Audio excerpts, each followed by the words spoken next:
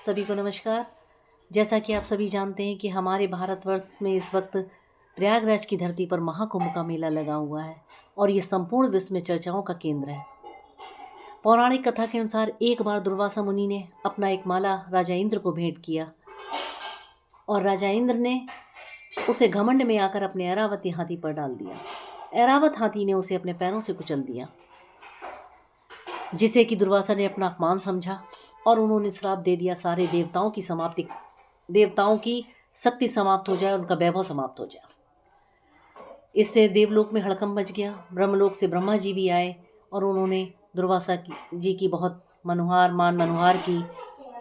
तब उन्होंने एक उपाय बताया कि जब देवता और असुर दोनों मिलकर समुद्र मंथन करेंगे और जो उसमें अमृत निकलेगा, जब वो देवता वो पान करेंगे तब उनकी सारी शक्तियाँ वापस आएंगी। वासुकी नाग की नेति बनाई गई, मंदराचल पर्वत की सहायता ली गई और समुद्र मंथन शुरू हुआ। उसमें 14 रत्नों के साथ विष और अमृत भी निकला। जब विष निकला तो उसका प्रकोप इतना तेज था कि देवता और असुर दोनों जलने लगे। तब हमारे महादेव आए, उन्होंने उसका विष पान किया और उसके बाद से ही उनका नाम नीलकंठ पड़ा।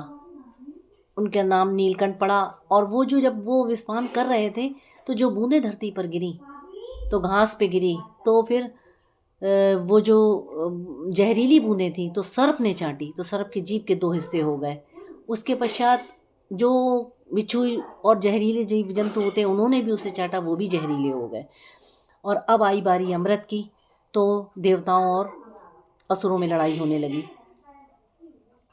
उसी समय ब्रह्मा जी ने इंद्रपुत्र जयंत को इशारा किया, वो उसे स्वर्गलोक तक पहुंचाने के। कहते हैं कि देवताओं का एक दिन पृथ्वी लोक का 1 साल के बराबर होता है।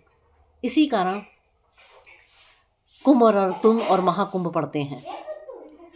और जब वो इंद्रपुत्र जयंत उसको अमृत का प्याला ले जा रहे थे, उसी वक्त कुछ बूंदें हमारे प्रयागराज, उज्जैन, हरिद्वार और नासिक में पड़ी। कहते हैं कि तब से वहाँ कुंभ, अर्धकुंभ और महाकुंभ का मेला लगता है। ये वो सौभाग्यशाली शहर हैं जहाँ पर इस मेले का आयोजन होता है और स्नान होते हैं। और प्रयागराज की धरती वो सौभाग्यशाली धरती है जहाँ पर महाकुंभ का शाही स्नान हो रहा है। और हम वो सौभाग्यशाली पीढ़ी हैं जिसे 144 साल बाद ये दर्शन लाभ हुआ है। और इसके साथ ही साथ हम एक और वजह से भाग्यशाली हैं कि 500 वर्षों बाद हमें राम मंदिर का दर्शन भी मिला। तो सभी के लिए यही एक प्रार्थना करेंगे कि प्रभु अपनी सब पर असीम कृपा बनाए रखे। इसी के साथ